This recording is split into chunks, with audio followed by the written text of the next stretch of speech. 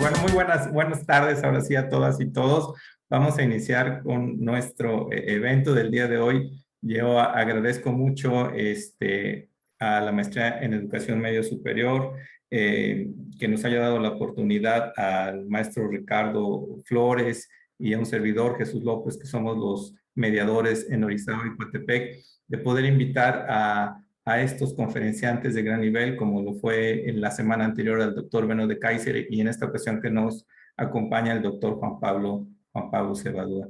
Y bueno, antes de presentar al doctor Juan Pablo Cebadúa, me gustaría pues darle también la bienvenida pues, a las autoridades que nos acompañan, a la maestra Patricia Pasos Andrade, ¿no? Que es la jefa del Departamento de Posgrado y Formación Continua de la UPB. Agradecemos su presencia aquí en el evento. No sé si guste decir algunas palabras, pues adelante. Muchas gracias. Solamente agradecer este espacio, todos agradecemos este espacio de intercambio. Además de intercambio entre amigos, están con nosotros el doctor Pablo Cebadúa, que desde hace años colabora con la Universidad Pedagógica Veracruzana, y también, además de nuestros aprendientes, nuestros directores de centro y nuestra coordinadora, pues nos acompañan compañeros de la Facultad de Sociología. Gracias a cada uno de ustedes por incorporarse, por propiciar estos espacios de intercambio. Y bueno, por supuesto que estamos muy expectantes y agradecidos por escuchar al doctor Cebadúa y el intercambio para cada uno de nosotros. Seguramente este será un diálogo obviamente enriquecedor y que nos dejará grandes aprendizajes. Muchas gracias. Muy bien, muchísimas gracias. También le damos la bienvenida a la maestra Liliana Diana Pastrana Camarillo, que es la directora del Centro Regional Orizaba. Muy bienvenida, si gusta decir alguna palabra. Muchas gracias, maestro Jesús López, y muchas gracias, maestro Ricardo Flores, y en especial a nuestro invitado, el maestro Cebadúa Carbonell. Es un placer y un gusto tenerlo y escucharlo, que va a ser todavía mucho mejor.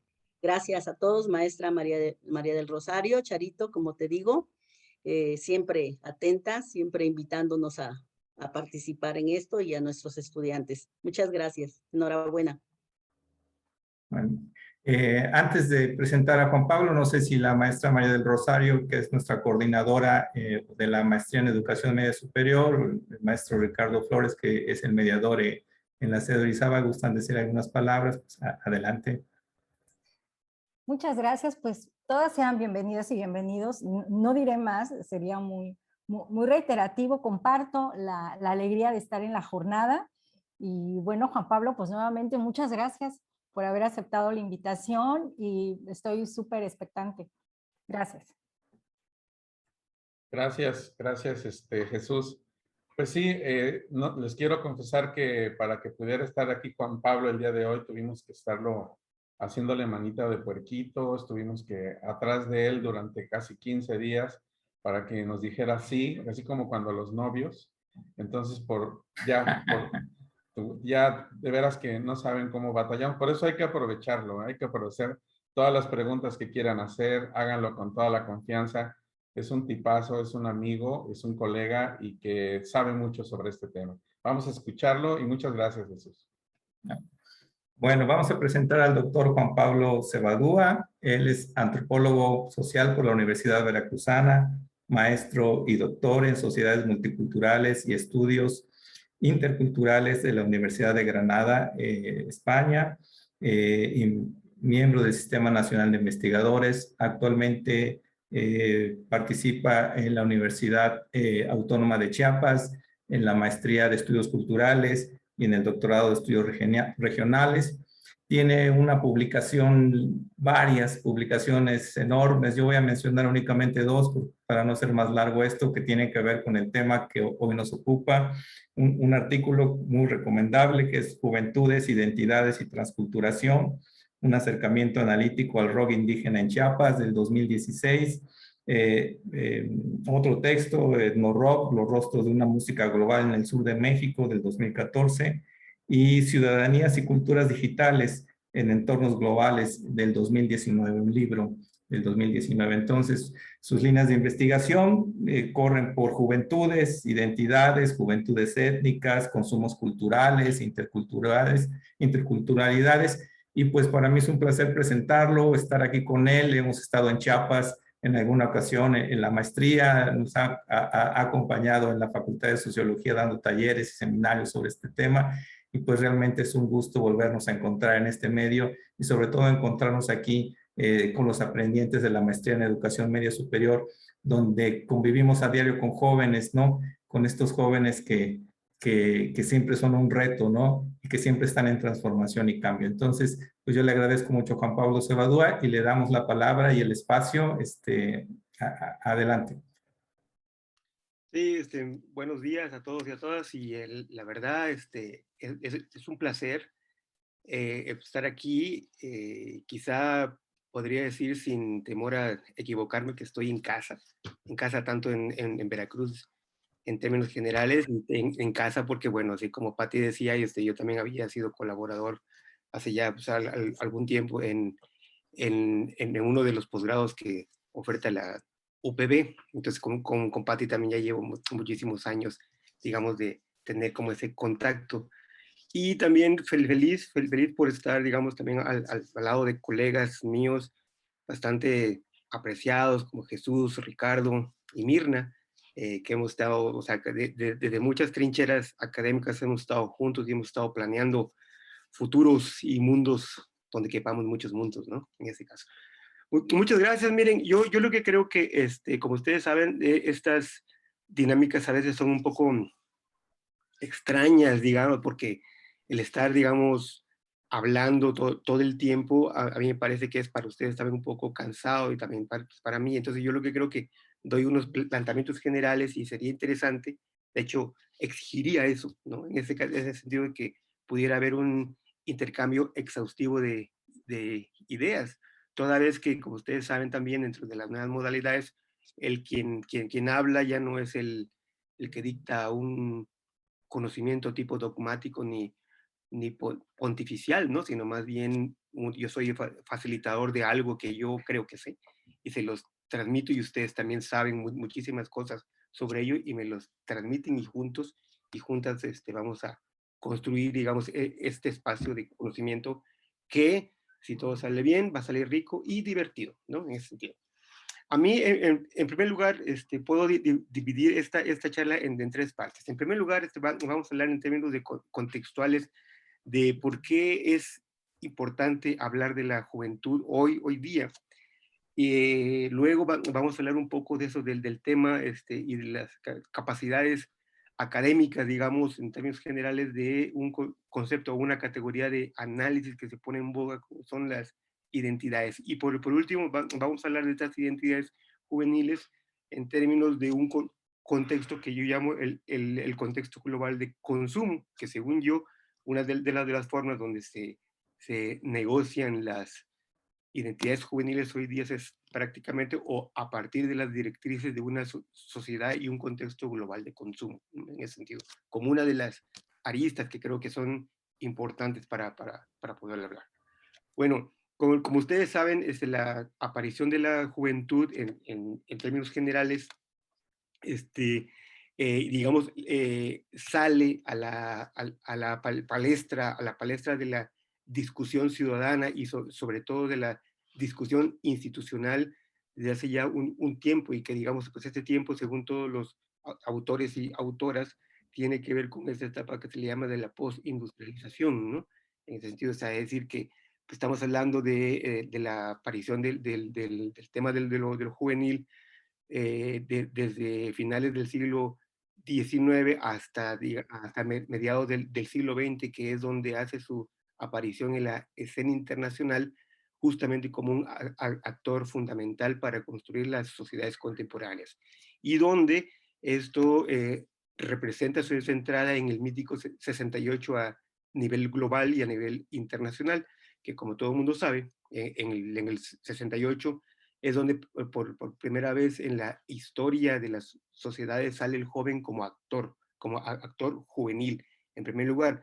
y otro como actor juvenil estudiantil, en segundo lugar, que son dos categorías, en ese caso, que se insertan y se vinculan y hacen que él y la joven salga a la luz pública, pero como un actor fundamentalmente de sí mismo.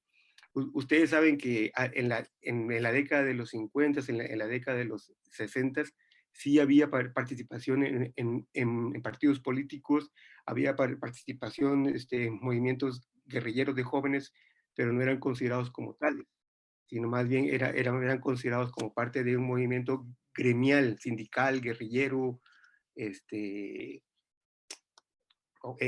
puedo decir? Trabajador, obrero, etcétera, pero no era, digamos, no había la consideración como el joven, como esta figura central de carácter epistemológica que construye precisamente también mundos, ¿no? Y es en el 68 donde sale, digamos, a la luz pública este triunfo ciudadano, ese triunfo social de las juventudes alrededor del mundo, pero sale exactamente para dirigir su mirada hacia la protesta. Fíjese, es bien curioso porque, digamos, sale luego de la posguerra, donde alrededor de 50 millones, prácticamente todos jóvenes, murieron. Ese es un dato muy interesante. O sea, hay un enfado institucional ante el estado de cosas que hizo posible que 50 millones de jóvenes murieran en los campos de batalla, más los civiles, etcétera, ¿no? Y se convirtió exactamente en las peores conflagraciones mundiales que haya tenido historia la humanidad. Dicho sea de paso, como todo el mundo también sabe, el siglo XX ha sido el siglo más sangriento de toda la historia de la humanidad. Y es de donde nosotros venimos y es de donde nosotros nos formamos, cosa que no es menor. O sea, nuestro contexto ontológico, digamos, ni nuestro contexto epistemológico, con lo cual nosotros nos movemos, es en el siglo XX. Y este siglo XX, insisto, ese ha sido el más catastrófico que ha habido en la historia de la humanidad. Pues bien, dentro de esta catastrófica visión de las cosas, son los jóvenes los que de alguna manera habían tenido la peor de las medidas en cuanto a participaciones se requerían, ¿no? Entonces, en el 68 salen, pero salen a protestar. Y esto convierte exactamente a un actor joven como alguien que puede también tomar en cuenta la forma de construcción de las sociedades contemporáneas, ¿no? Sí, ese es en primer lugar. Digamos, esto, digamos, desde el punto de vista político, o más bien estrictamente político, con el discurso político convencional que, digamos, salen a la calle y protestan como jóvenes.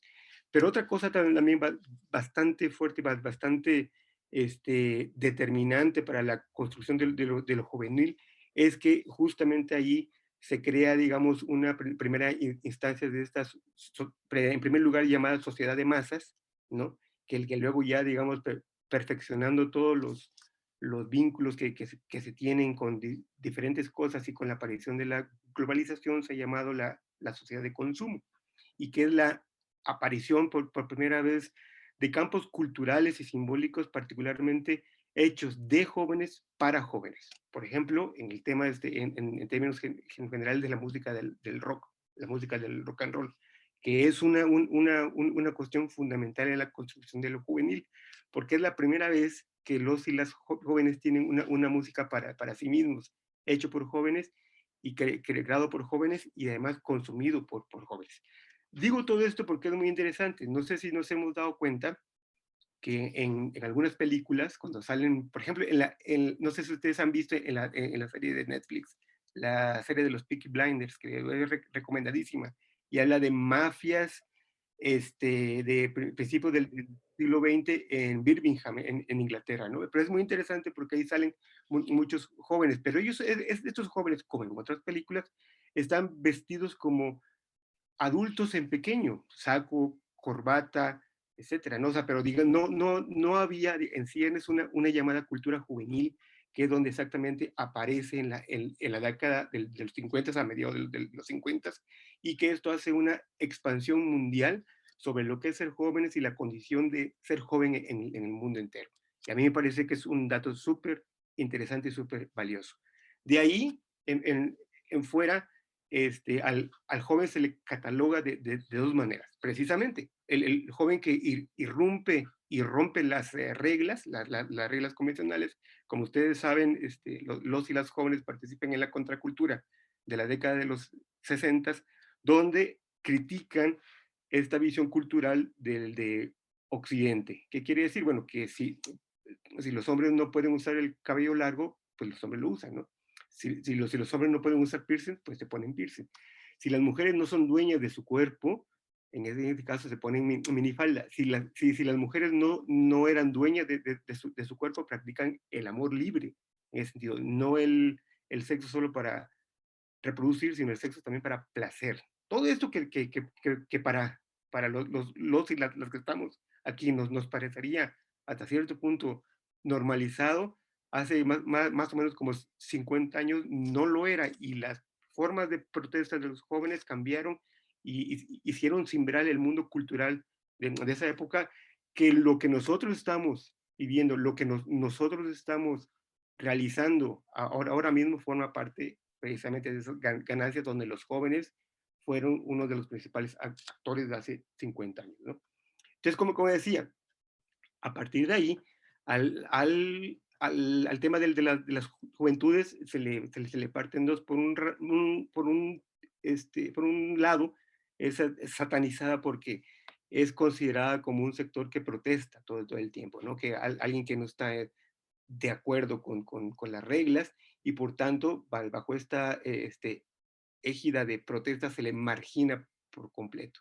Y se le considera el joven como el inmaduro, como el que todavía no aprende, como el que todavía no sabe cómo comportarse en una sociedad que está considerada como edadista. Porque aquí, en términos generales, y esto también se vincula con esta visión de la modernidad en términos occidentales, lo que rifa aquí en el mundo entero no son los niños, no son las mujeres, no son los ancianos, sino es la etapa adulta, que es la etapa más productiva donde hay, entre comillas. Todo lo demás no lo es, y por tanto se le considera digno y con un carácter marginado. Y eso, más que sea adulto, hombre, blanco, cristiano, heterosexual y normalizado en su cuerpo, que no sea lisiado, que no sea invidente, etc. Digamos, bajo estas seis normas, todo lo que cabe ahí sería considerado como normal. Y todo lo que no cupiera ahí sería considerado como no normal. Entre ellos están los jóvenes y las mujeres. Pues. No por nada ahora el movimiento feminista cobra un auge importantísimo a nivel mundial, porque viene de ahí, exactamente. Y es como decir, nosotras queremos estar incluidas también. El pastel se reparte equitativamente, y y las jóvenes también, es decir, o sea, los jóvenes en ese sentido también formamos parte de una visión general del cómo se construye el ciudadano. Este ciudadano moderno que ahora mismo está herido de muerte, digamos, porque ya no da las representaciones de la ciudadanía en la etapa de la modernidad, ya no dan para explicarnos qué es lo que está pasando en los intersticios de todos estos movimientos, como los feminismos, como los contraculturalismos, contra los interculturalismos que todavía siguen, los movimientos armados indígenas que en Chiapas todavía hay un movimiento armado indígena que tiene armas todavía y que sigue de muchas maneras interpelando el estado de cosas de esto que se construye llamado México, pero esto también que se construye a nivel de movimientos y de inclusión ciudadana a nivel internacional, ¿no? En esto, todo eso que estoy diciendo son los y las jóvenes actores fundamentales y actores principales. Eso por un lado se les sataniza, y por otro lado, en una forma bastante maniquea, se le romantiza también. Se dice que el joven es el futuro de los países, que es el futuro de las sociedades, es el futuro de todo, y nunca le llega a su futuro porque su presente está quebrado. Así es decir.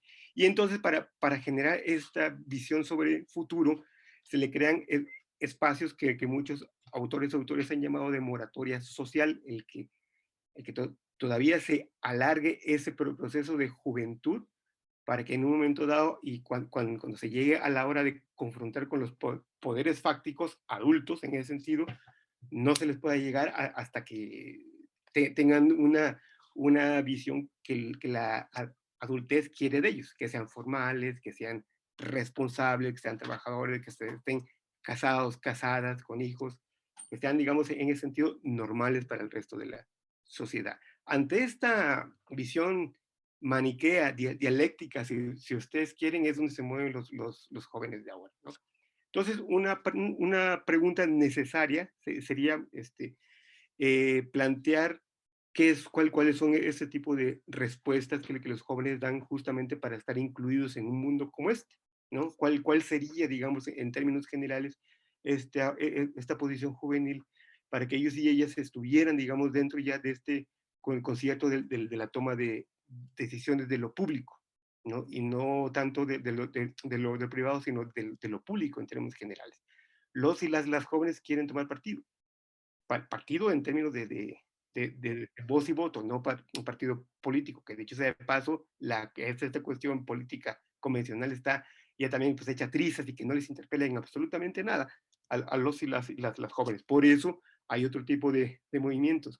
Por eso se extraña que los movimientos feministas sean tan agresivos, ¿no? En algunas partes, porque eso se sale de la norma partidaria política convencional, donde todo era solemne, donde era tan importante la política que nada más se lo dejaba para los hombres adultos, ¿no?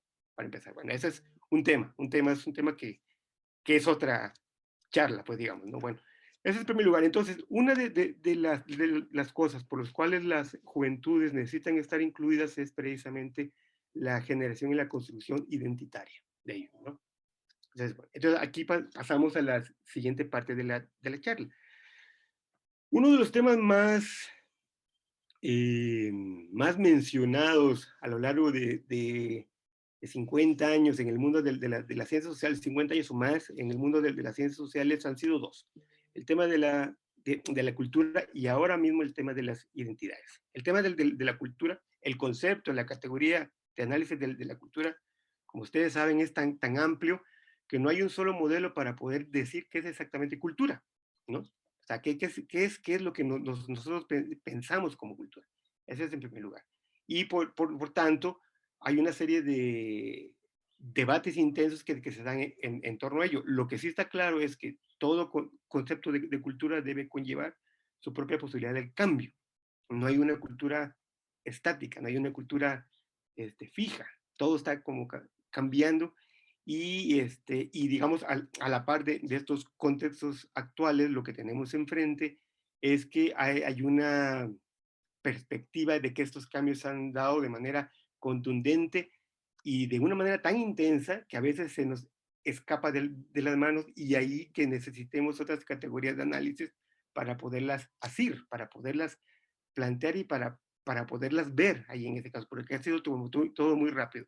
Fíjense, en 50 años el mundo ha cambiado desde el punto de vista tecnológico en primer lugar, pero también dentro de otras cosas ha cambiado tanto como no cambió hace casi 1000 años, de tanta profundidad de todos los cambios. Es decir, en los que, no sé en el caso de ustedes, pero en el caso de mi generación, el cambio de la tecnología a la no tecnología, al uso de la tecnología, ha sido tan dramático, ¿no? En ese sentido que el mundo que nosotros pensábamos que era el normalizado se ha convertido en otro prácticamente. Esto que estamos haciendo, esto era un sueño de una película de Blade Runner. O sea, esto que estamos haciendo. Y sin embargo, ya se hace y ahora mismo, en un contexto dramático, pandémico, pues será, digamos, cosa de todos los días. Lo que quiero que veamos cuando digo este tipo de ejemplos es que veamos en una dimensión bastante crítica en donde estamos situados, en la perspectiva, digamos, de la antropología, la capacidad del tiempo y del espacio, el posicionamiento que uno tiene como individuo en el tiempo y el espacio cambió completamente, ¿no? Esto se ha expandido de una manera tal que, por ejemplo, pensemos, hace algún tiempo, hace apenas 10 años, o 10 o 15 años, para poderse comunicar entre todos nosotros, necesitábamos como una carta que implicaba hacer un texto, comprar un sobre, ir a comprar un timbre, ir a correos, ponerlo, irte a tu casa y esperar la respuesta. Pasaba un tiempo y venía la carta y la abrías, y así. Ahora tardamos 2 segundos en enviar una respuesta, en darle un enter, ahí en ese sentido. Esto, la percepción del espacio y del tiempo en el mundo entero cambió, ¿no? Y por tanto, las categorías de análisis para poderlas, digamos, visualizar, para poder visualizar de manera crítica la realidad que tenemos enfrente, tienen que ser otras ya. Y ese es, por lo menos, digamos, esta primera categoría, que es el de la cultura, que es la que se plantea de una manera cambiante, y la otra es efectivamente el tema de las identidades. Como todo el mundo sabe también, en el caso de las profesiones disciplinares que cada uno tiene, siempre hemos tocado este concepto. Y ahora lo que se propone, o por lo menos de una visión socioantropológica, es exactamente un posicionamiento de identidad en 3 vertientes. La primera sería esta vertiente, que aunque suene obvia, ahora suena obvia ya, es que todas las identidades cambian, que no son tampoco estáticas. O sea, no hay, digamos, la identidad del mexicano en la década de los 60 no es la misma de la identidad del mexicano del siglo XXI, ¿no? ¿Por qué? Por muchísimas cosas, pero no tendría que ser igual, ¿no? Esa es en primer lugar. La otra, que desde el punto de vista de los límites que antes acotaban exactamente estas identidades, están ya flexibilizadas a tal grado que no es posible ver ya ni siquiera identidades varias en un México, sino ha sido como tanto el vínculo de entrada y de salida de los discursos simbólicos que la gente y el colectivo tiene, que a veces es difícil ya ver qué es lo que se plantea en términos de la construcción identitaria. Y 3, motivo de todo esto, hay un planteamiento nuevo que se está llamando ya, que se está dejando de lado el concepto de identidades para pasar al concepto de identificaciones, ¿no? Estos, digamos, esas formas de plantearse uno mismo como alguien que está en una constante frontera de entrada y de salida todo el tiempo. Entonces, por tanto, pues unas veces podemos ser, por ejemplo, en el caso de los migrantes mexicanos que se van a los Estados Unidos, por un lado, son mexicanos aquí en territorio mexicano, pero allá son delincuentes, por ejemplo, ¿no? Y ese estado de cosas, de ir y venir, capta perfectamente bien el sentido de cómo uno está o está siendo incluido o excluido en una condición ciudadana o no, por ejemplo, por citar un ejemplo. Pero de ahí, ¿no? Ahí lo que podemos ver es una serie de embalajes tan distintos, ¿no? Tan distintos y tan diversos que de una forma u otra también es preciso ver cómo se construyen, ¿no? Otro ejemplo que digo, por ejemplo, pareciera ser que las músicas, por ejemplo, de los nuevos feminismos ya no son las músicas que se catalogaban como de protesta.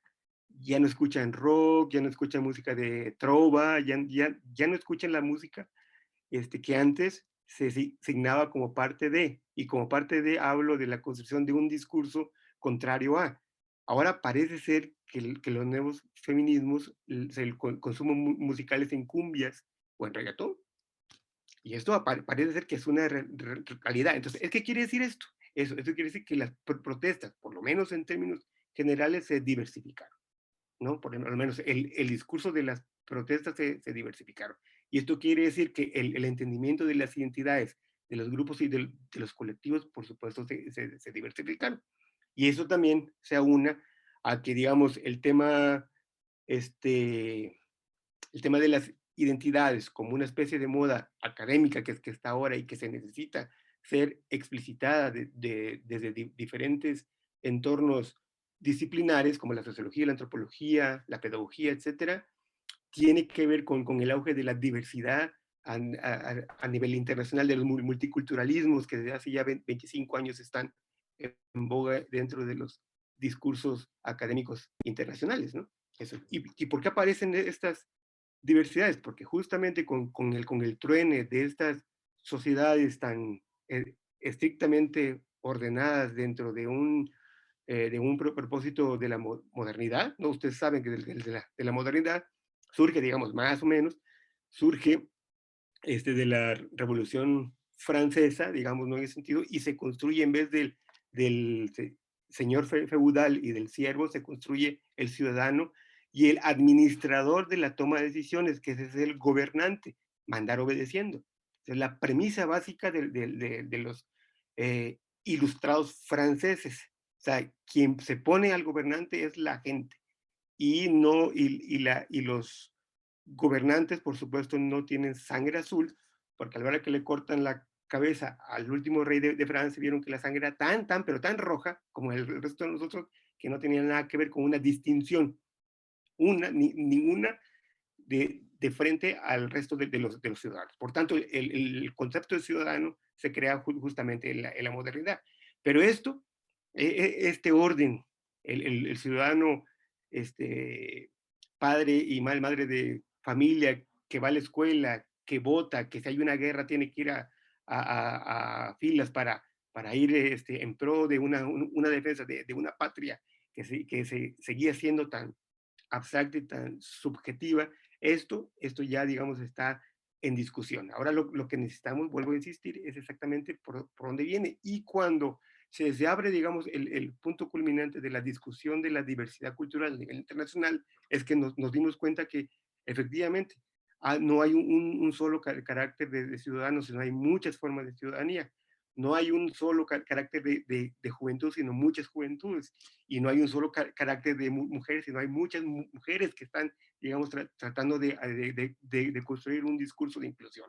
Esto, etcétera, ¿no? Con el mundo indígena, etcétera. Y particularmente con el mundo indígena, uno de los movimientos más importantes de la historia actual para generar este carácter de la diversidad cultural y para generar discursos de inclusión ha sido el EZLN, que se creó aquí en Chiapas, que se construyó en Chiapas, ¿no? O sea, digamos, puso el dedo en la llaga de que en México las ciudadanías no se construyen de manera uniforme y que todavía hay ciudadanos y ciudadanas de primera, segunda, tercera, cuarta, quinta y sexta, ¿no? O sea, y ellos, los indígenas, son de la parte más baja.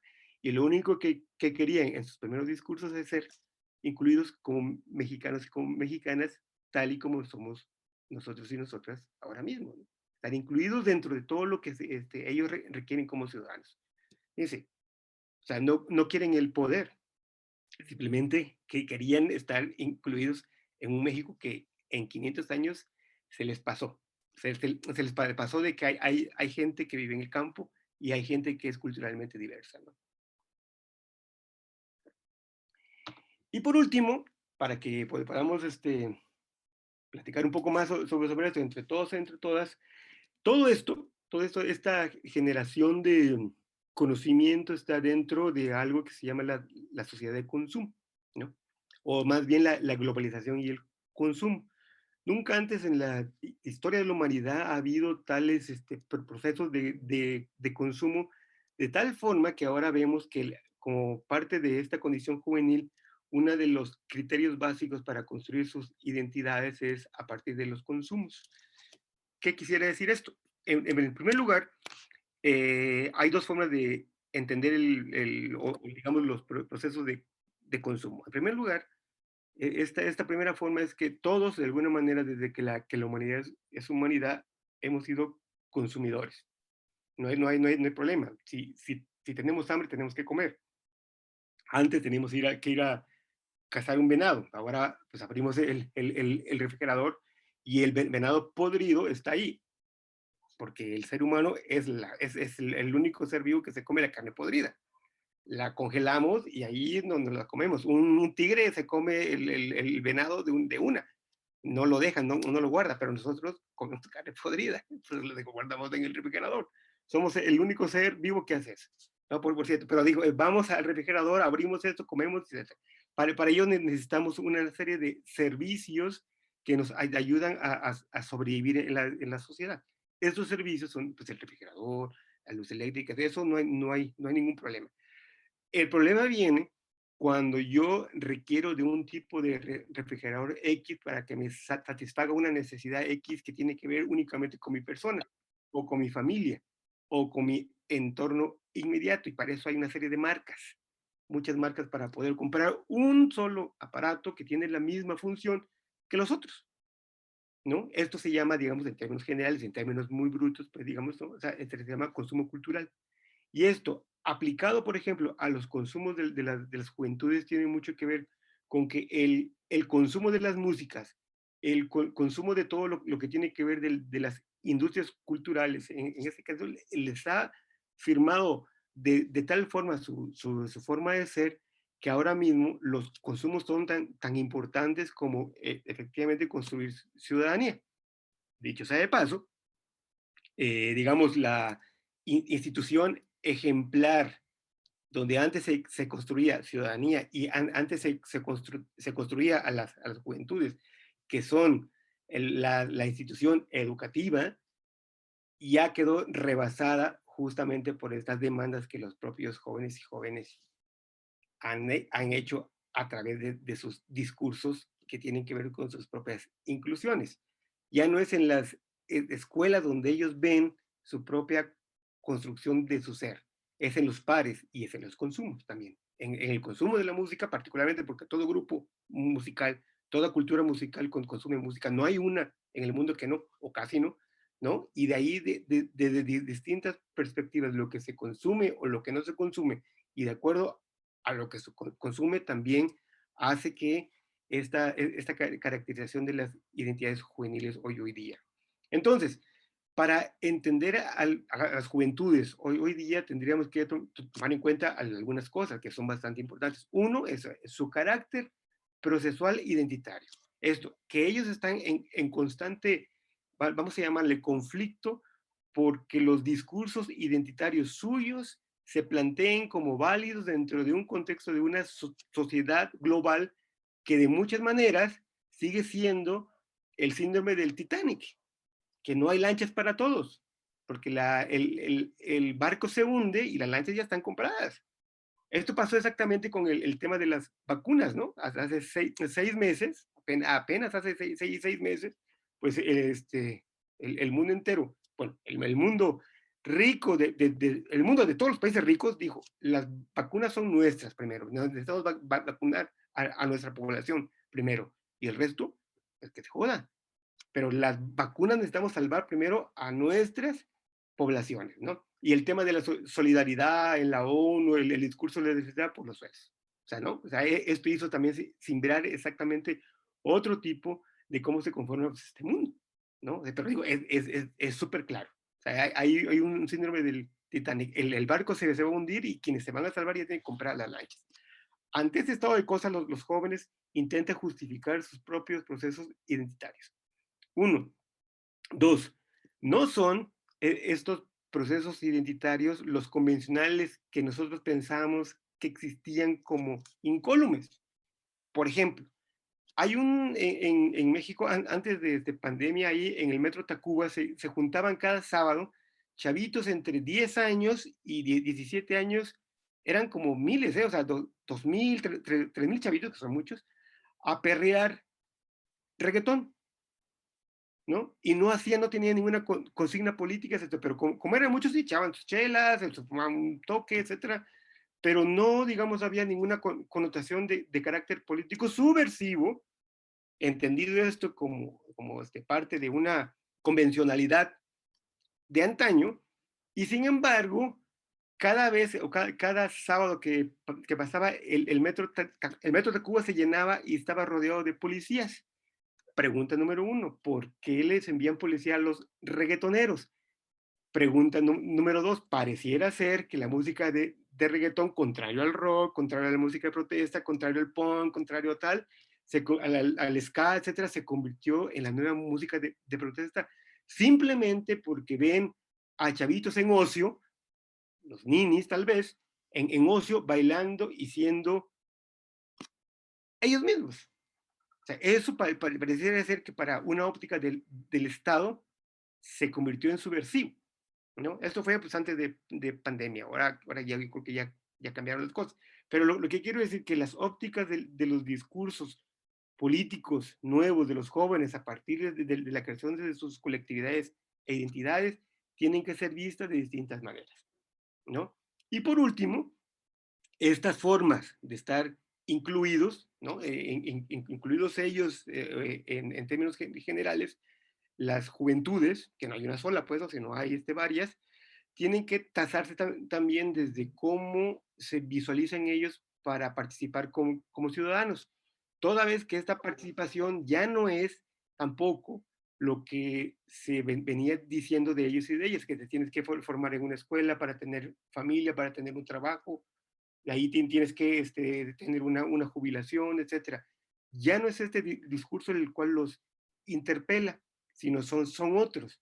Y la búsqueda de estos otros espacios, la búsqueda de estos otras áreas de acción de los jóvenes, sí tenían que ver con nuestra visión, y en el caso nuestro es una tarea sine qua non, porque nosotros somos académicos y los académicos lo que hacemos es construir escenarios.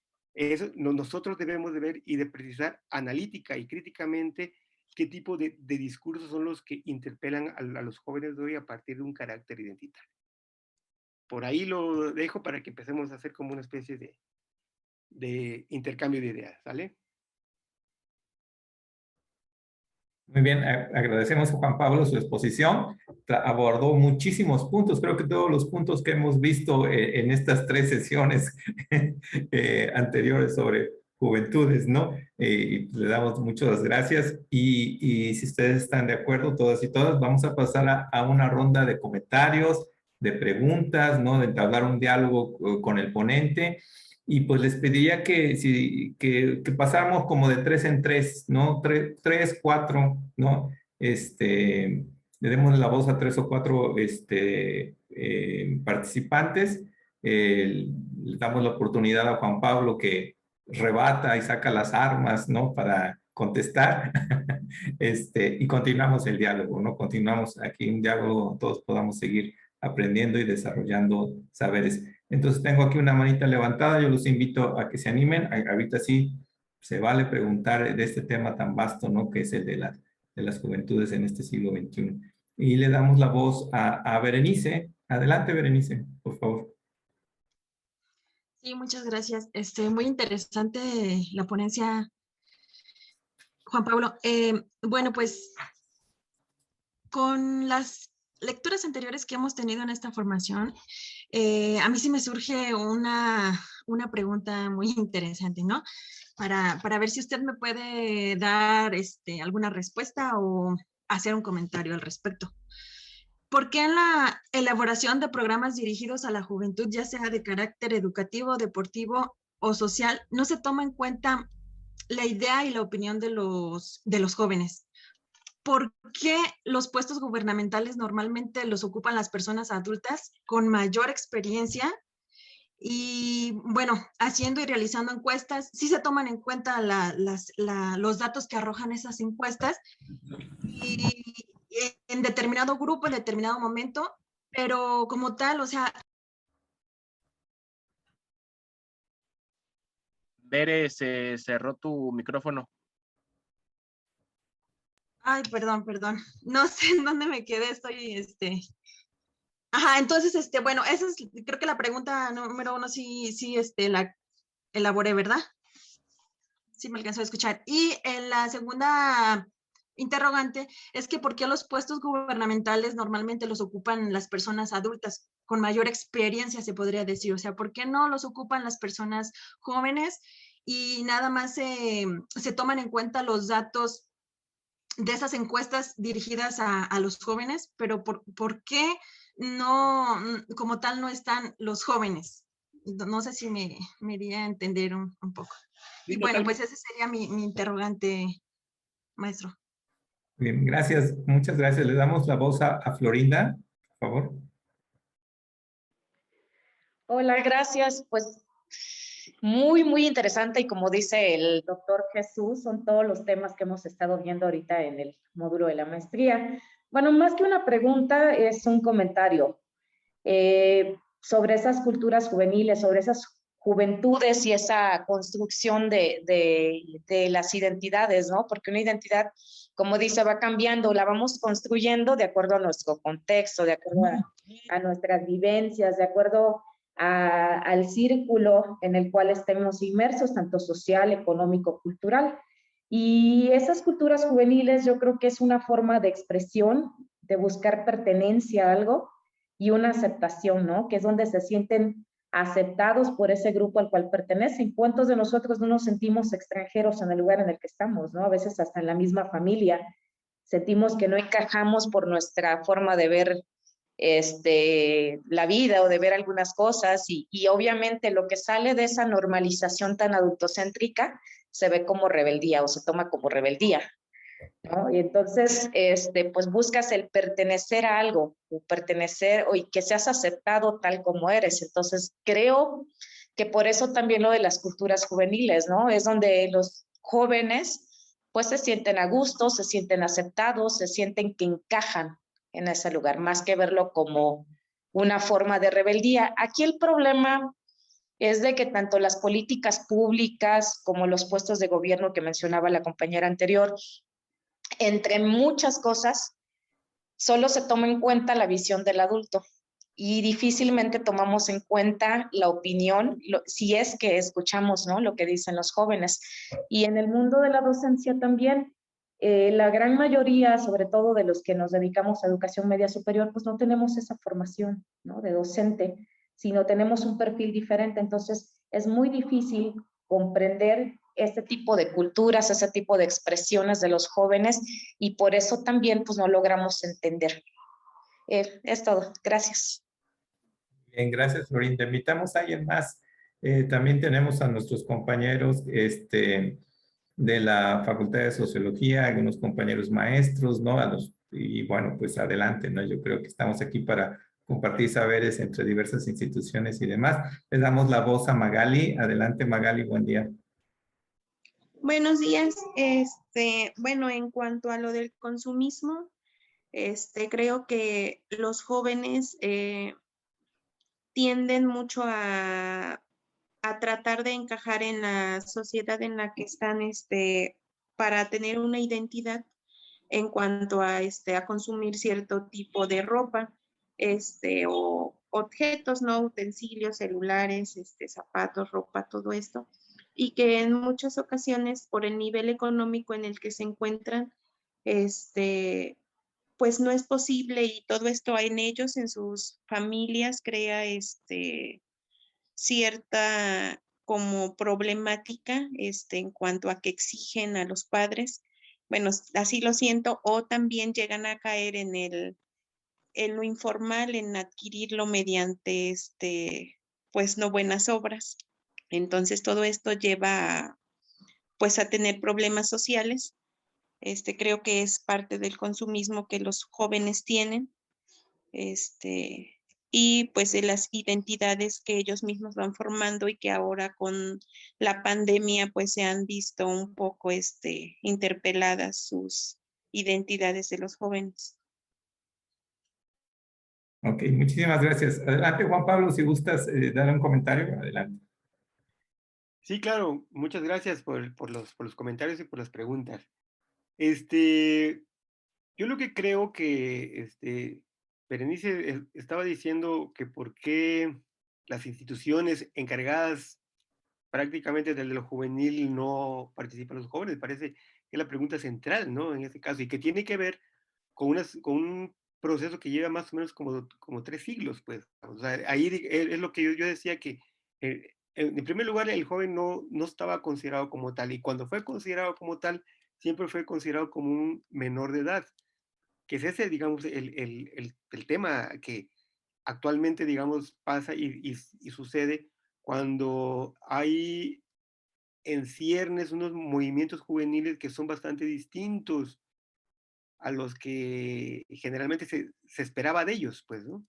Sí, en general, siempre el discurso oficial e institucional siempre decía que el joven debería de agradecer todas las bondades del Estado benefactor, porque se le ha dado escuelas, se le ha dado esto, ¿no? A quienes tuvieran acceso. Por cierto, en México no es todo, somos la minoría, nosotros somos una élite, ¿eh? La élite del país somos todos nosotros.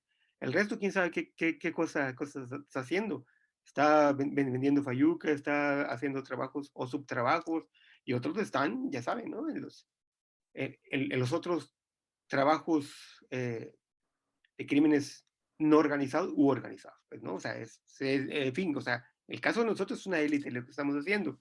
Y en el caso de nuestros estudiantes, también forman parte de una élite que sí tiene acceso a este proceso. Pero da la casualidad que estos procesos no dan el ancho a la hora de generar todas las respuestas que se requieren.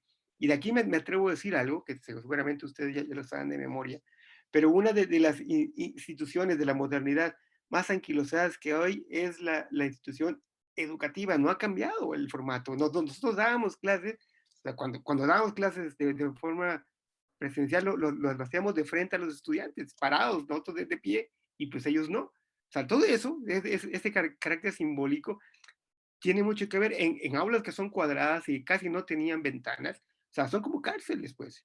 Claro que son como cárceles, porque es ahí el río del confinamiento de los jóvenes, para que no se muevan, para que no hagan nada, para que no actúen como si no, hasta que les llegue la hora, cuando termine la carrera, cuando se corten el cabello, cuando se casen, etcétera, cuando sean, digamos, maduros y maduras, ¿no? Pues esto es exactamente lo que ahora se pelea dentro de las arenas sociales. Digamos, este carácter del ser joven ahora mismo lo que intenta es suplantar exactamente estas acciones que las instituciones han hecho, y lo han hecho de todas formas posibles para que los jóvenes, las nuevas generaciones, vamos a decirle así, no lleguen a tomar las decisiones. Porque siempre en cualquier estado de cosas, y desde el punto de vista de lo social en todos lados del mundo, siempre hay una contención de que las nuevas generaciones deben hacer eso, paradas antes de que la otra generación esté lista para ser suplantada. Y generalmente la otra generación nunca está lista para que nos suplante, ¿no? ¿Cómo es posible que llegue un profesor nuevo o nueva y que me diga a mí que mis temas ya no son como los aptos? Entonces yo voy a pelear, y peleo del punto de vista institucional que el poder me da, de esta forma de que yo formo parte de estos discursos hegemónicos. Entonces, aquí también se puede leer como una especie de tensión siempre, pero que ahora mismo estas tensiones son más visibles. Eso es todo. Yo lo que creo que ahora, digamos, el tema de los discursos juveniles, en términos de estos, de cómo se están queriendo incluir, son ya más visibles que antes. Y eso, desde luego, entra precisamente con la otra, esta posibilidad, ¿no? De que, o sea, digamos, particularmente en los puestos de gobierno y de toma de decisiones, pues eso es como mucho más difícil, ¿no? Es decir, cuando hemos visto que un político tenga un piercing o cabello largo, o cuando lo hay, como cuando lo hay con este chavo del PT que no me acuerdo el nombre, el Mijis. Mijis. Cuando lo hay el Mijis es satanizado por completamente, ¿no? Como un ex marihuano va a tomar las decisiones, ¿me entienden? O sea, los y las jóvenes por todos lados están atacados, por todos lados, el punto de vista de que si llegan, ¿por qué llegan? Y si no llegan, ¿por qué no llegan? ¿No? Entonces yo creo que esto forma parte de esta lucha y de este carácter subjetivo que los propios movimientos juveniles le dan a sus propias acciones. O sea, recuerden que es una lucha en términos simbólicos.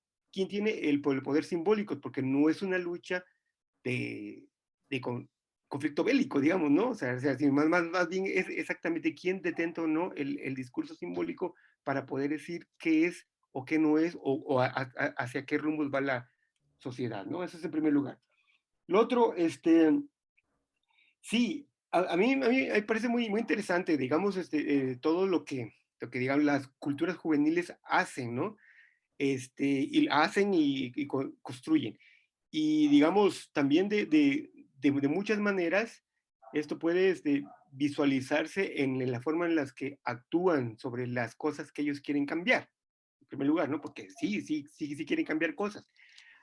hay veces que, fíjense, una vez, como un ejemplo así muy rápido, una vez participé también en una charla en la universidad, y entonces, de muchas cosas, pero digamos, había unos colegas que decían de que en las generaciones nuestras sí hacíamos círculos de estudio, círculos de lectura, nos politizábamos mucho, lo cual es cierto todo, nos politizábamos mucho, etcétera, y que ahora pues, estos jóvenes nada más se dedican a su celular y que ya no, ya no hacen nada, ya no actúan, ya no dicen nada para cambiar el mundo, etcétera, ¿no? Entonces, pues digamos, una de mis participaciones fue, pues todos estos círculos políticos y círculos de lectura muy politizados y nuestras participaciones no sirvieron para absolutamente nada porque les dejamos el mundo peor del cual está y le exigimos a ellos y a ellas que lo cambien, cuando nosotros no hicimos nada para cambiarlo, ¿no? O sea, como el tema de esta postura de la tensión, modernidad,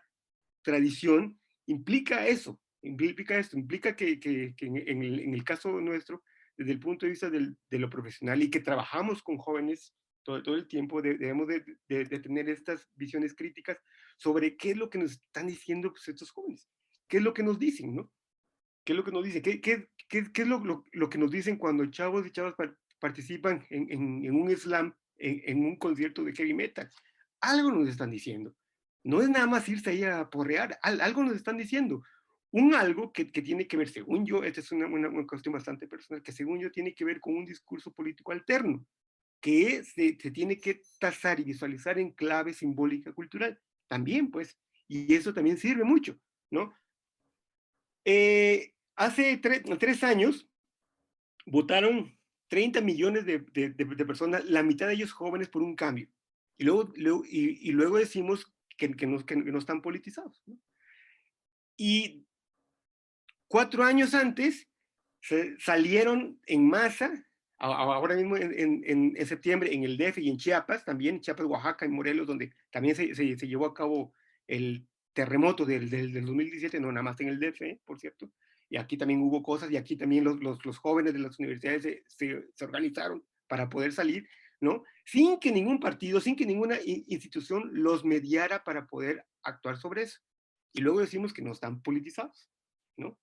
O sea, todo esto tiene que ver con una serie de cambios que ellos mismos están propiciando desde sus propias ópticas. Entonces, ahí debemos estar atentos. Ahora, una cosa muy, muy cierta, cuando hablamos de juventudes, hablamos de todas las juventudes, no nada más las juventudes empobrecidas, pues, ¿no? O sea, sino más bien las otras. Por ejemplo, no sé si se acuerdan del mega escándalo del grupo de NIXIM, que no sé exactamente cómo se pronuncia, donde hijos de millonarios estaban en una secta, porque así se le llamó, ¿no? O sea, en una secta donde prácticamente había, digamos, un control sexual sobre todos sus miembros y sobre las mujeres más, ¿no? Pero esto era de millonarios, ¿no? Y esto también tiene que ver con que la expresión de un grupo social, que es el que en realidad toma las decisiones porque les heredan esas decisiones, digamos, está también tratando de decirnos algo. ¿Cómo es posible? Uno se puede imaginar.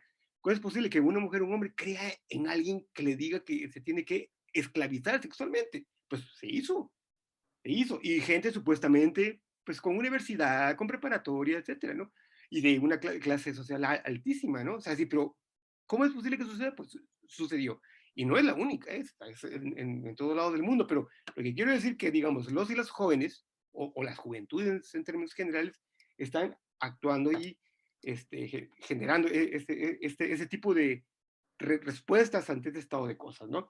Y que ahora, vuelvo a insistir, es más visible y las juventudes son actores fundamentales de este proceso. Ya no son los guerrilleros, ya no son, por supuesto, los políticos en general, pues para nada, ¿no? Los políticos están en completo desuso en tanto el discurso que generan y que lo que la gente cree de ellos o de ellas, ¿no? En ese sentido.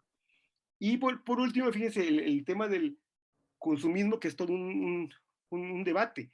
Yo lo que creo que en términos analíticos bastante críticos, digamos, sería muy interesante, porque aquí en Chiapas siempre ha habido desde hace ya 50 años esta crítica, ¿no? No tienen piso, las comunidades indígenas en muchas de las casas no tienen piso de cemento, pero tienen una televisión. Entonces, la crítica es por qué no tienen un piso de cemento y por qué gastan ese dinero que no tienen algo que no les va a servir. Pues aquí cambiamos la pregunta. ¿Qué tiene la televisión que les sirve más que un piso? ¿No? ¿Qué tiene la televisión? ¿Qué tiene Netflix que les hace literalmente salir de su mundo? ¿Qué tiene la televisión de cable que les hace literalmente ver los Juegos Olímpicos en vivo, por ejemplo? ¿No? O sea, ¿qué hace que eso sea más apreciado simbólicamente que un piso de cemento? En un contexto donde ellos, por cierto, han vivido en pisos de tierra durante toda su vida. Y eso del piso de cemento, exactamente, se dan desde una toma de decisiones del centro del país por adultos mestizos que no tienen nada que ver con lo indígena, y por eso muchos de los programas han fracasado rotundamente en ese sentido, porque no hay ese acercamiento, y esto también se vincula con la primera pregunta, ¿no? Que no hay, digamos, este acercamiento ni preguntas sobre qué es lo que está pasando desde los propios actores. Desde las propias condiciones en las cuales, por ejemplo, en este caso, el mundo indígena se desarrolla, ¿no? Pero sí está, digamos, este orden de cosas que para nosotros nos parece normal, que la toma de decisiones se le den desde instituciones politizadas bastante fuertes, desde el centro del país, por ejemplo, ¿no? Y que son gente que no es joven, por ejemplo, y que influye decisivamente en la construcción de lo que es el ser joven, ¿no? Ahora bien, aquí, digamos, en términos de que los chavos sí ahorita son consumidores, por supuesto que son consumidores. O sea, yo creo que una forma y una pauta de ello, en términos generales, es que ahora mismo el uso, por ejemplo, del celular sirve para absolutamente todo, menos para lo que fue creado, menos para llamar. Ya casi nadie llama.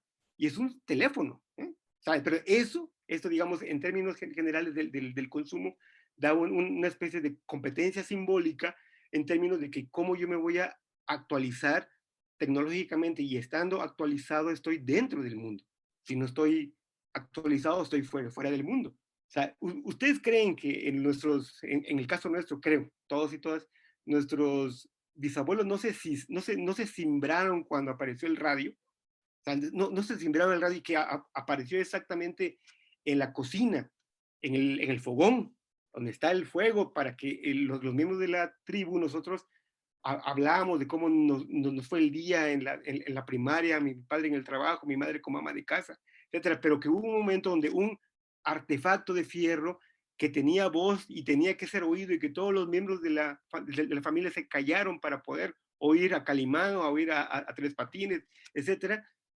Pero es verdad, o sea, ¿ustedes creen que nuestros abuelos no se simbraban por esto? Dijeron, esto es una cosa del demonio. Y empezaron a decir que en nuestros tiempos, antes, como actualmente decimos, nuestros niños antes jugaban en las calles, nuestros jóvenes tenían más grupos, jugaban fútbol, pero ahora ya no, maldita tecnología, etcétera, ¿no? Sí, es cierto, pero es inexorable el cambio tecnológico, y es inexorable el cambio del discurso que los propios jóvenes tienen que hacer. Es inexorable, no podemos hacer nada, ¿no? Lo único que podemos hacer como profesionales, no como padres y madres de familia, como profesionales, estar atentos y atentas críticamente a estos cambios. ¿Qué nos quieren decir actualmente los jóvenes en términos de sus subjetividades?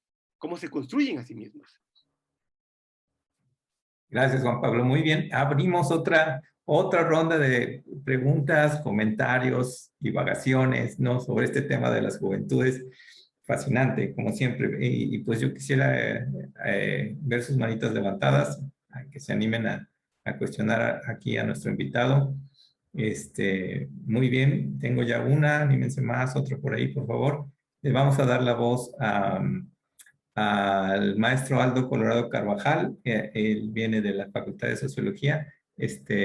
Adelante, Aldo. Gracias, buenas tardes a todos. Gracias a Juan Pablo por la charla, por estar tocando estos temas que siempre son muy interesantes. Y me gustaría introducir un tema que se ha vuelto también muy importante, Juan Pablo. El tema del juvenicidio, ¿no? Esta noción que trabaja José Manuel Valenzuela, ¿no? Frente a esta relación con la necropolítica, ¿no? De cómo los estados han estado también diseñando políticas para, ¿no? Seguir pues combatiendo el tema de los jóvenes, ¿no? Desde una posición pues sí, adultocéntrica, pero que lleva, ¿no? Que ha estado orillando estructuralmente a la pérdida de sentido de muchos de estos grupos de jóvenes y que lleva, como ya han comentado, pues a situaciones principalmente de orden pues, digamos, muy, muy fuertes, ¿no? Como la cuestión de la delincuencia organizada, ¿no? De los propios asesinatos, y que se vuelve muy interesante precisamente a la luz de cómo son jóvenes matando jóvenes, ¿no? O sea, esta noción de cómo dentro de los propios grupos delincuenciales, ¿no? Son jóvenes quienes están confrontando a los jóvenes, no solo entre los grupos de narcos, también los grupos, digamos, que se encargan de la seguridad, ¿no? O sea, también los jóvenes han sido cooptados por el Estado, ¿no? Digamos, para poder lidiar con todas estas problemáticas de los propios jóvenes. Y en ese sentido, ¿no? Las preguntas que plantean las compañeras están relacionadas con esta idea de que en realidad hay un abandono total al tema de las juventudes, ¿no? Que me parece que se ha vuelto muy, muy fuerte, ¿no? Porque precisamente muchos de los jóvenes han perdido este sentido de para qué seguir haciendo las cosas, para qué luchar por un mundo que realmente no ven una mejora, una mejoría, y eso como pérdida moral, ¿no? Digamos, impacta dentro de la fuerza que podrían tener los grupos juveniles, ¿no? Entonces, bueno, nada más para comentar sobre estas nociones, ¿no? Y sobre todo por un tema, perdón, que creo que es importante, el tema de las desigualdades. O sea, el tema de la desigualdad social vista desde los propios jóvenes, ¿no? Hay que recordar que los jóvenes, si bien construyen sus identidades a partir de repertorios culturales, estos repertorios culturales son muy limitados para determinados grupos sociales, de jóvenes, ¿no? O sea, no todos están expuestos a los mismos repertorios culturales. Pues sí, pobrecitos los jóvenes, ¿no? Que desde sus millonarias casas se ven envueltos en sectas, pero, ¿no? Perdón, hay un problema también de desigualdad social que afecta a una mayor cantidad de proporción de jóvenes dentro de la población, ¿no? Entonces, bueno, para más bien entablar como esta discusión, ¿no? Yo dejaría como abiertos estos puntos, ¿no? Y muchas gracias, Juan Pablo. Gracias. Le damos la voz a la maestra Mirna Benítez. Juan Pablo, siempre un gusto escucharte y aprender contigo, como lo decías en un inicio. Efectivamente, somos una élite, los que estamos en este momento participando. Y dejaste ir un término muy coloquialmente empleado, que es el de los ninis, y que yo lo escucho reiteradamente o lo veo en las redes sociales como una especie de justificación muy, eh, muy desafortunado para lo que Aldo está señalando de las desigualdades que el modelo en el que nos movemos económicamente hace crecer, ¿sí? La desigualdad. Entonces me gustaría que nos dieras tu apreciación respecto de este término que tan despectivamente refiere a una parte importantísima de los jóvenes en nuestro país. Y también ahí yo tengo una discrepancia contigo en el sentido cuando dices, bueno, y nosotros, lo de las generaciones que nacimos en el siglo anterior, ¿qué hicimos? Y yo diría, mantuvimos espacios críticos de participación y yo creo que este es uno. Mantenemos este discurso en el cual asumimos responsabilidades y las compartimos. Entonces, yo te he dicho en muchas ocasiones que soy de la generación de los azotados, en donde, ¿por qué no podemos transformar de una manera más propositiva al planeta? Pues no somos titanes, Juan Pablo, somos personas que reflexionamos, participamos, y creo que estos espacios son algo que hemos podido mantener como una construcción alternativa. Entonces ahí nada más para, como siempre, rounds de sombra contigo, participándolo ahora con los demás compañeros. Gracias, JP. Ok, bueno, sabemos también que Juan Pablo se tiene que retirar pronto, entonces con esta ronda cerramos. Escuchamos a la maestra Lilia Pastrana y si es posible, me gustaría también hacer una preguntita y nos fuera, con esto vamos a ir cerrando. Adelante, Gracias, maestro Jesús. Bueno, mi opinión se centra más bien desde mi perspectiva como en el papel en el que yo me encuentro. El tema que trata el doctor en esta moratoria social, en este tiempo muerto, diría Erickson, de la construcción de la identidad de los jóvenes a ser adultos, me interesa mucho, me llama mucho la atención y sobre todo que ellos centren bien esa transición, esa construcción de su propia identidad, porque los jóvenes con los que hoy me encuentro, con los que nos encontramos no hablo de la maestría porque quiero pensar que ellos ya están en esta etapa de construcción de su identidad, la tienen, sino en mis jóvenes bachilleres que ingresan a la universidad y en esa transición tan difícil que tienen ellos de no intentar construir su propia identidad y quedarse en ese, les llamo yo, generación del pujido, que todos se quejan, y no, pero es que, y no esto, y están buscando el pretexto para no hacer. Me gusta la opinión de la maestra Mirna también, porque nosotros fuimos otra generación de lucha, de buscar nuestra propia identidad a muy pronto tiempo, a muy jóvenes, porque ingresamos a las escuelas así, tal cual, sin tantas economía, tantos apoyos quizá de nuestros padres, porque lo único que podían hacer era mandarnos a estudiar y nosotros teníamos que hacer esa construcción, esa moratoria social la teníamos que acelerar para llegar a ser adulto muy joven, antes quizá de una mayoría de edad, porque no podíamos esperar, ¿sí?, más tiempo. Entonces, esa es mi preocupación, en que el joven encuentre hoy en este mundo tan difícil, con todo lo que nos encontramos, la vorágine en la que estamos inmersos en este mundo de violencia, es todavía más difícil. Bueno, esa es mi opinión. Gracias, doctor. Tocó un tema importantísimo para todos. Juan Pablo, pues con mi intervención cerramos, pero nos contestes en bloque. Yo sé que hay algo ahí importante, tienes asuntos pendientes que atender. Pero yo quisiera, con esta exposición que nos dices que los consumos culturales tienen que ver con la conformación de estas identificaciones juveniles, de estas nuevas identidades e identificaciones juveniles, y que la escuela está en otra vía, ¿qué perspectivas nos quedan? O sea, los que somos docentes y trabajamos con estos jóvenes, ¿no? De 15, 18, 24 años, ¿no? Y que los vemos llegar un día como otakus, ¿no? Los vemos llegar otros días, en su momento los vimos llegar como emos, en otros momentos como darks, ¿no? O que los vemos con los ojos de gato, ¿no? Entonces, ¿cómo trabajar, cómo convivir, ¿no? Con estos nuevos jóvenes, ¿no? A partir de sus nuevas identificaciones, ¿qué papel debía tener la escuela? ¿Hacia dónde tenía que caminar sus esfuerzos? Y pues te agradecemos mucho, ¿no? Tu presencia el día de hoy.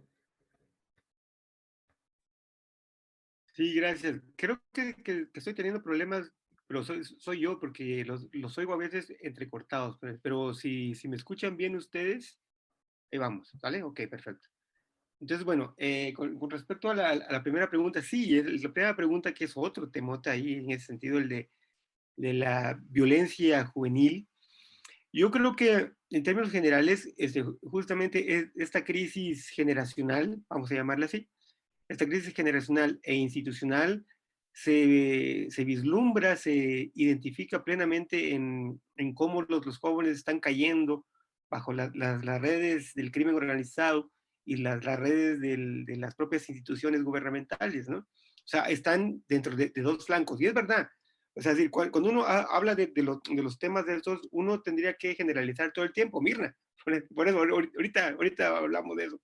Pero digamos, tendríamos que generalizar mucho de esto, pero no hay que olvidar que en un país como México, ¿no? O sea, digamos, la mayoría de la población joven, desde luego, está pauperizada, eso está clarísimo, y ahora más todavía, ¿no? O sea, y digamos, dentro de estos dos frentes, en el frente institucional no tiene cabida, porque los canales institucionales no hay cabida para ellos, no hay escuelas, no hay lugares para carreras, no hay trabajo, no hay empleo, ¿no? En ese sentido, y esto es un problema histórico, sistémico, ¿no? Que ya tiene más o menos como 100 años en el país o más, pues.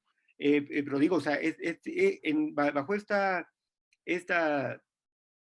pues, esta parte que supuestamente los debería de atender, no lo hace. Y por otro lado, está exactamente lo otro, la del camino fácil, ¿no? El camino fácil, donde sí se tienen, digamos, todas las posibilidades de recursos financieros, pero en realidad es, digamos, una forma ilegal de generar caminos. Ahora bien, dentro de este, dentro, en medio de las dos partes, hay más partes, pero dentro en medio de las dos partes está justamente el discurso de cómo se ve al joven, ¿no? Siempre como una materia prima prescindible, ¿no? En ese sentido, o sea, es decir, no es algo, son gente que justamente como no entra en una fase de normalización todo el tiempo, o sea, él y la joven en el país ni es ni será hasta que sea, ¿no? ¿Cuándo sea? ¿Quién sabe? Hasta que tenga trabajo. Y como nunca va a tener trabajo, siempre será lumpen, ¿no? O sea, es así como la lógica. Y entonces, en esta disyuntiva en los cuales ellos se ven inmersos todo el tiempo, siempre está, digamos, pues esta carencia del sentido de lo que ellos, digamos, plantean y de lo que ellos hacen, ¿no? O sea, siempre está esa forma de actuar que en realidad indica que ni por un camino u otro están siendo atendidos en términos ciudadanos. Y eso es súper grave en un país, ¿no? En ese sentido como el de México, donde la mayoría de la población es joven, ¿no? Eso me parece como grave.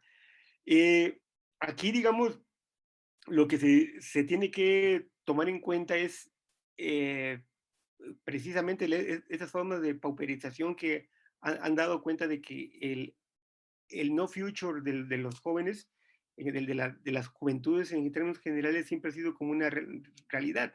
Y digamos, la puesta en marcha de esto, o sea, yo no tengo futuro y vivo el presente, ¿no? En términos posmodernos, vivo lo inmediato, vivo lo que se me antoja. En este caso, hay unas formas nihilistas de ver el mundo, en este caso. Si voy a ser jodido cuando yo crezca, y soy jodido ahora, pues de una vez seré jodido ahora que soy en mi presente, ¿no?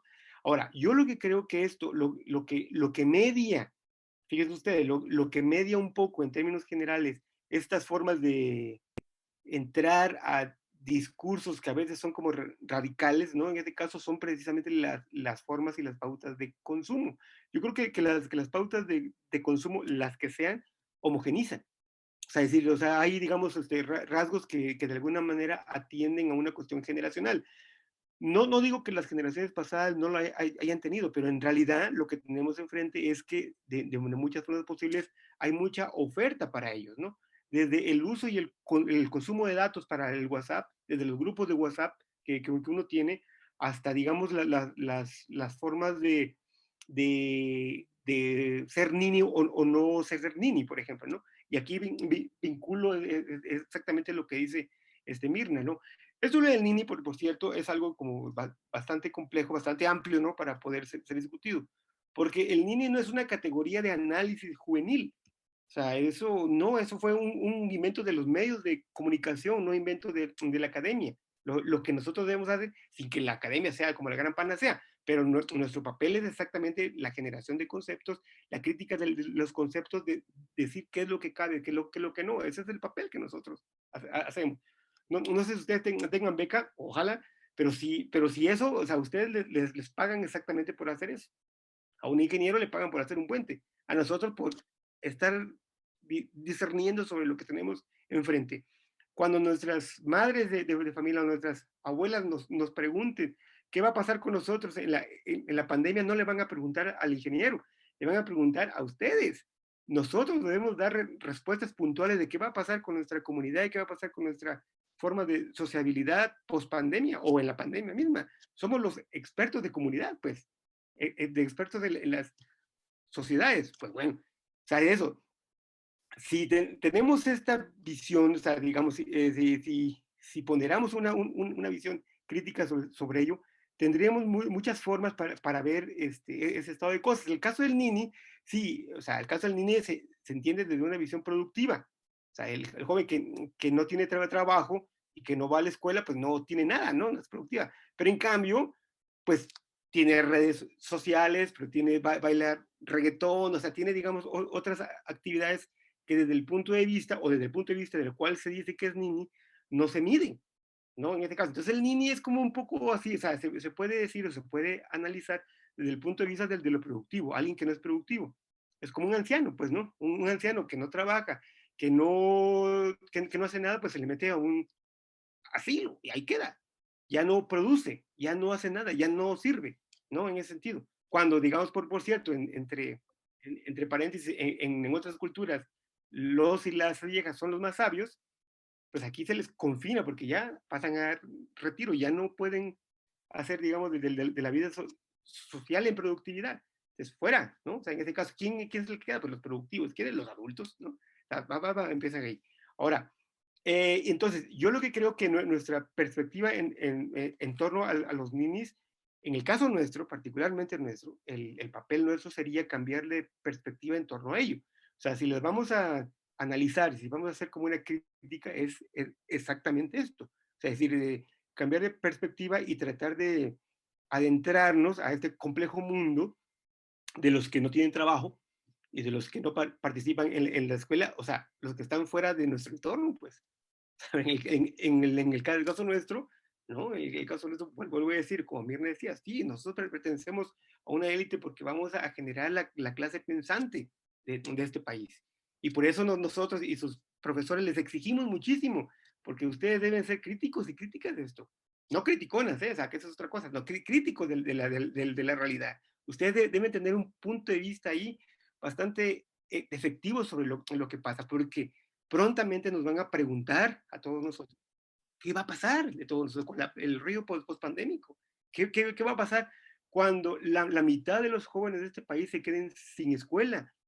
¿No? O sea, ¿qué va a pasar si sigue la tendencia esta de la crisis? ¿No? Hay esfuerzos, o sea, se están creando nuevas universidades, etcétera, ¿no? Hay esfuerzos, precisamente la UBI, la Universidad Veracruzana Intercultural, intenta sanar, digamos, una herida institucional desde hace 500 años, ¿no? De que un sector bastante amplio no tenía acceso a una universidad, ¿no? Ahora parece ser que ya la tienen. Entonces, o sea, todo el tiempo así, esto es lo que nosotros debemos dar cuenta en términos generales, porque para eso es el papel que nos toca jugar. Y como Mirna decía, bueno, yo le decía a Mirna, desde luego, ¿no? En términos generales, pero yo me incluyo en esta generación. O sea, yo me incluyo en la generación tuya, pues de eso de plantear cosas y eso. Y esto exactamente, este discurso que estamos diciendo, esta charla que estamos teniendo, esta forma de intercambiar conocimiento, por supuesto, tiene que ver con lo de antes. Y aunque yo no viví la década de los 60, yo me siento inspirado en la década de los 60 porque, según yo, fue la forma más creativa del mundo entero, en el siglo XX por lo menos, ¿no? La forma más creativa donde salió todo, política, arte, música, ¿no? Esto que nosotros hablamos de contracultura, es exactamente por lo cual nosotros estamos acá. Y yo veo que, por ejemplo, aquí en el grupo la mayoría son mujeres, ¿no? Hace 50 años no podían estar aquí. Hace 50 años apenas las mujeres podían votar. No podían votar, perdón. O sea, hace 50 años apenas que en el mundo de los sociales nada de tiempo, ¿no? ¿Y por qué? Porque según se decía, la política era tan importante que a las mujeres no se les tenía que dar voz y voto, porque ellas tenían otro papel, ¿no? En casa, etcétera, ¿no? Mi madre siempre quiso estudiar. Mi madre no se le dejó porque en el pueblo de donde somos, en Comitán, había nada más para las mujeres hasta a secundaria y la prepa tenían que salir. Mi madre no le permitían salir, pero mi madre quería seguir estudiando en la universidad. Nunca pudo, ¿no? O sea, nunca pudo porque, digamos, el rol que tuvo que jugar, pues se casó y tuvo a unos hijos como engendros, pero ya, ¿qué? O sea, ni modo. Pero bueno, pero en realidad ella tenía otras posibilidades, pero en ese tiempo, por ser simplemente mujer, no se podía, para que dimensionemos esto, ¿no? Y pues eso, ese es el rollo, digamos, ¿no? Iba a decir algo, pero ya no me acuerdo qué es. Se me pasó. Me deberían dar un tequilita, hoy que es mes patrio y que hay frío por todos lados. Nada, nada, Juan Pablo, te preguntaba yo y creo que para Sí, todos, sí, para el sí, cierre, cierto, sí, Jesús, se perdona, pero para el sí, cierre no en quiero una enojado. maestría de educación. Sí, cierto, sí, perdona, sí. Bueno, es que esa pregunta, a ver, tiene varios niveles según yo, ¿no? Porque es una pregunta bastante amplia, ¿no? Pero, digamos, el papel nuestro como formadores de un posgrado y como estudiantes de un posgrado, lo que tenemos que hacer es, en primer lugar, es cambiar de óptica. O sea, el cambiar de óptica y estar abiertos a los puntos de vista críticos que tenemos que usar. Cuando digo esto, no es menor. Jesús, Mirna, todos los que somos profesores universitarios, exigimos enteramente eso en antropología, en estudios culturales, en comunicación, en sociología, porque, vuelvo a decir, lo que nosotros somos, eso somos, pues. O sea, no hay de otra. Somos entes sociales, académicos, críticos. O sea, yo no concibo a alguien que egrese de sociología, de la UB, que no sea crítico. Hablo de crítico, pues, o sea, yo no lo concibo, porque si no, quiere decir que pasó de noche durante 4 años, ¿no? O sea, decir, no puede ser. Eso, por ejemplo, ¿no? O sea, entonces, eso es en primer lugar, y yo lo que creo que esto sí se logra con este tipo de dinámicas y con los profesores brillantes que tiene esta maestría. En primer lugar. En segundo lugar, es como más complejo eso, pero yo creo que entre los y las jóvenes, lo que debemos hacer es esto, lo que yo ya decía, tratar de ser un poco más curiosos en términos de qué es lo que el joven está planteando o no. Por ejemplo, a mí me pudo la primera vez, me pudo mucho, la primera vez, bueno, en primer lugar el tema del celular, ¿no? Tenía que exigir casi patriarcalmente, ¿no? O sea, de que dejaran sus celulares, ¿no? O sea, si quieren hablar o de enviar chat, se vayan, por ejemplo, eso. Pero otra cosa que ya no utilizaban apuntes. Es cuando yo ponía en el pizarrón una serie de garabatos, ellos lo grababan así. Y mi pregunta era, ¿lo verán? O sea, o nada más es una como finta, pero yo digo, pues a lo mejor sí, pues así lo graban, porque otros ni lo grababan, pues no, nadie tiene ya cuadernos ni nada, ¿no? Entonces, esa obsolescencia nuestra en términos generales tendría que cambiar, tendríamos que estar más abusadas, en términos de cuáles son esos lenguajes que los propios jóvenes nos están dando. Y el otro, más aún, más difícil y más complejo, pero dentro de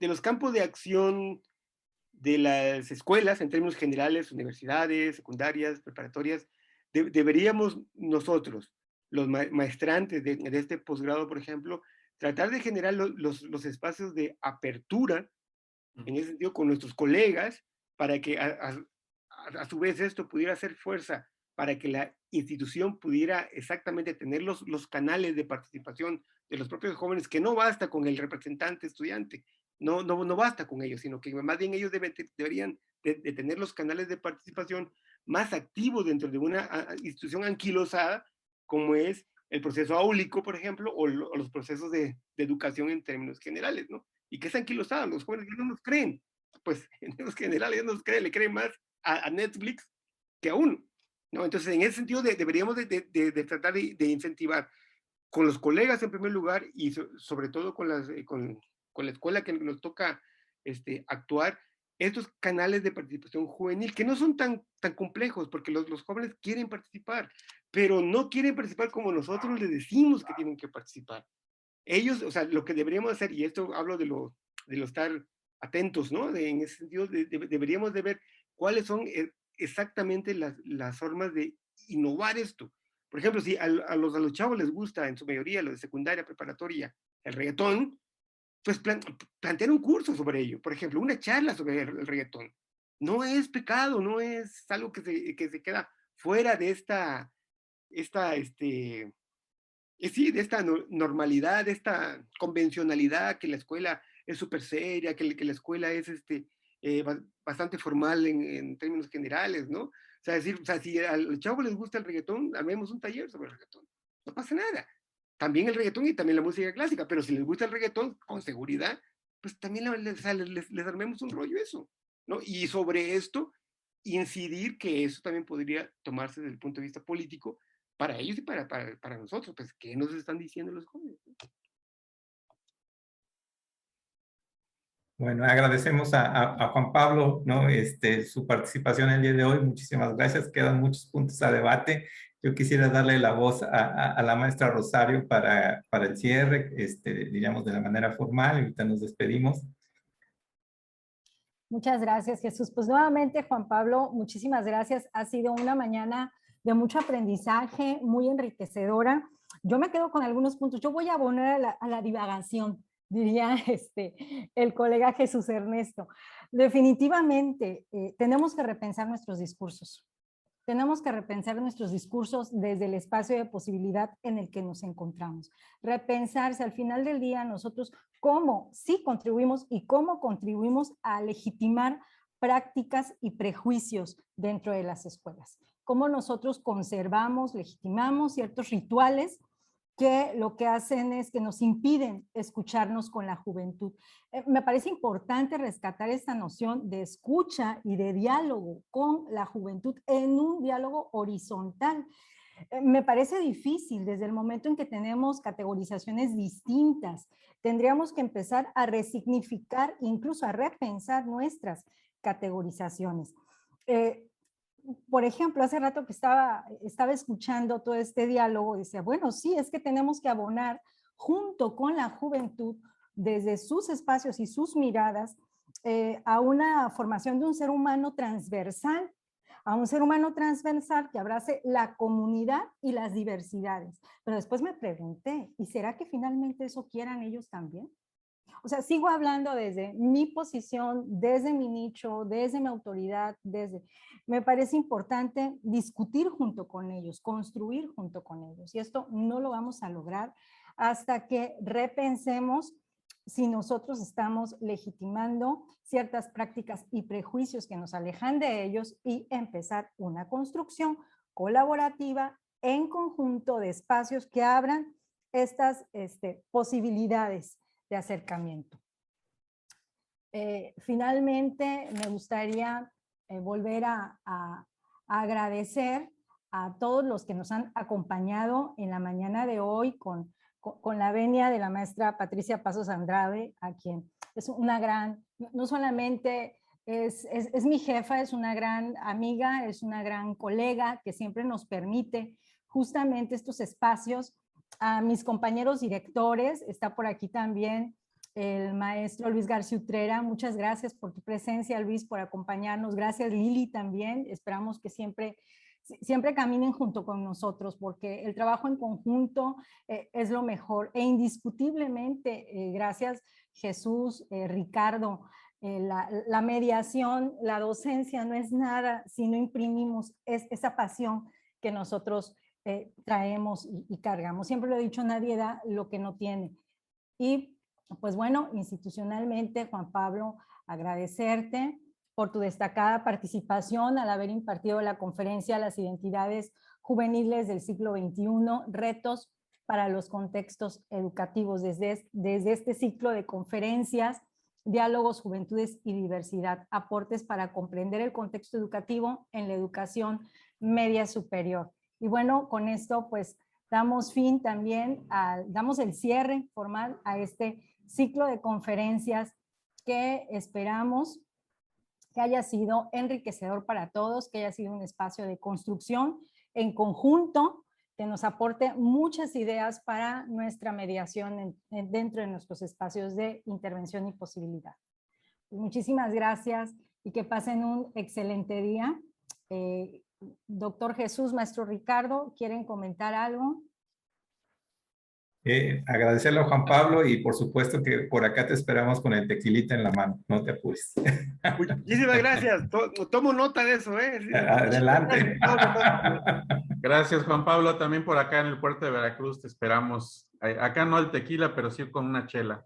Gracias, Ricardo. Gracias. Muchas gracias a todos y a todas, ¿eh? Gracias. Gracias, hasta la próxima. Estamos en contacto.